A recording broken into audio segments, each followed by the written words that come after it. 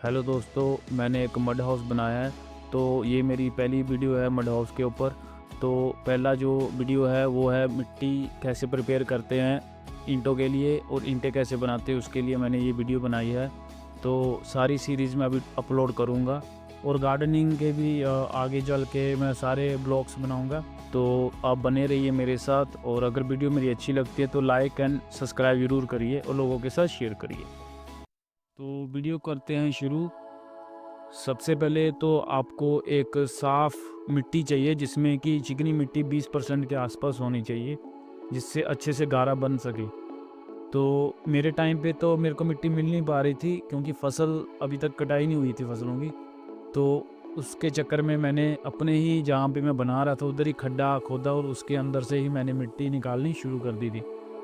तो first time था तो कुछ ज़्यादा नॉलेज नहीं थी कैसे ईंटें बनानी है। शुरू में मैं 50 से 100 ईंटों की मिट्टी जो थी खड्डे में से निकाल लेता था और उसी को ही प्रिपेयर करके उसकी ईंटें बनाता था, ताकि जो भी प्रॉब्लम छोटी मोटी आने वाली है वो मेरे को समझ में आ सके। अगर आप भी कच्चे घर में रहने के शौकीन हैं, अगर आपको भी मिट्टी के साथ जुड़ के रहना पसंद है तो आपको ये काम करने में बिल्कुल भी प्रॉब्लम नहीं होगी, क्योंकि मैंने बहुत इन्जॉय किया इस काम को करने के लिए। मेहनत है पर उसका आनंद भी अलग ही है। अभी जैसे वीडियो में दिखाया जा रहा है, मिट्टी को वैसे करके उसमें पानी डाल दो तो उसको छोड़ दो 5-7 घंटे के लिए।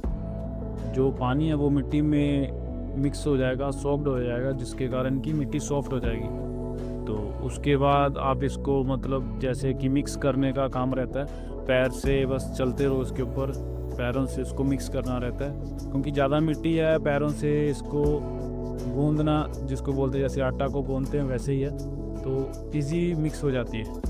तो ये चीज़ बार बार करते रहो। कोई लोग अपना अपना हिसाब रहता है सभी का कितना क्या करना है। उसके बाद जो स्ट्रॉ रहती है, जैसे भूसा रहता है, फिर चावल का जो छिलके रहता है, वो सब आप डाल सकते हो इस मिट्टी में मिक्स होने के बाद। तो उसके बाद फिर इसको थोड़ा मिक्स करो। इसमें आप लाइम भी डाल सकते हो, चूना, जिसके कारण क्या है कि जो टेरामाइट रहता है वो पसंद नहीं करता चूने को। लाइम जो रहता है उससे आपका जो घर थोड़ा सेफ रहेगा। तो मैंने तो अपने ही टाइम पे डाला था, पर जब आप इसको लाइम को डालते हैं इसमें तो मिट्टी बहुत जल्दी हार्ड होना शुरू हो जाती है। तो जब आपको ईंटें बनानी है तो उसी टाइम ही मतलब एक दिन के अंदर अंदर ही उस मिट्टी को कंज्यूम कर लो, ताकि वो हार्ड ना हो। बाकी आप देख ही रहे होंगे, हमने कम से कम 3-4 हज़ार ईंटें बनाई थी। तो ईंटें बनाने के लिए आपको पहले जो गूंदी हुई मिट्टी है उसको ईंट के साइज़ में ऐसे गोले बना के आपको अलग से रखने पड़ेंगे। और इसी मिट्टी को क्या है, जो सांचा रहता है जिसमें ईंट का शेप बनता है, तो उसमें वो ऐसे डाल के उसका अपने आप ही शेप बन जाएगा, जैसे कि आप वीडियो में देख रहे होंगे।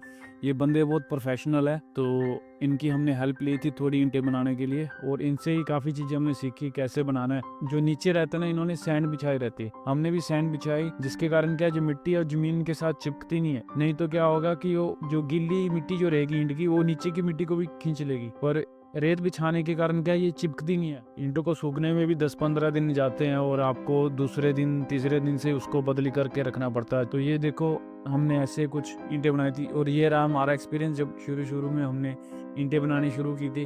तो टेढ़ी मेढ़ी बन रही थी, कहीं मिट्टी ज़्यादा गीली हो रही थी, कभी हार्ड ज़्यादा हो रही थी, तो शेप अच्छे से नहीं आ पा रही थी।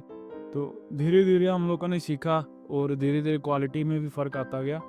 ये सारी वीडियोस जो है शुरू की हैं, जब हमने जब बरसात खत्म हुई थी उसके बाद ही शुरू कर दिया था ये काम अपनी। शुरू में तो हम सिर्फ 20 ईंटें ही बना पा रहे थे, फिर धीरे धीरे 50 हुई, फिर 100 हुई, 200 हुई। ऐसे हमारी जो स्पीड थी बढ़ती गई ईंटों बनाने की। तो उसके बाद का ये वीडियो रहा। तब तो कोशिश ये करिए, जब भी आपकी मिट्टी तैयार हो जाती है तो उसको हमेशा तरपाल में, कैनवस में ढक के रखें। नहीं तो क्या होता है, जो पानी जो मिट्टी में रहता है वो वेपोरेट हो जाता है, मिट्टी फिर से हार्ड हो जाती है। ये रहा हमारा आज का ब्लॉग। नेक्स्ट ब्लॉग में मिलते हैं, तब तक के लिए बाय।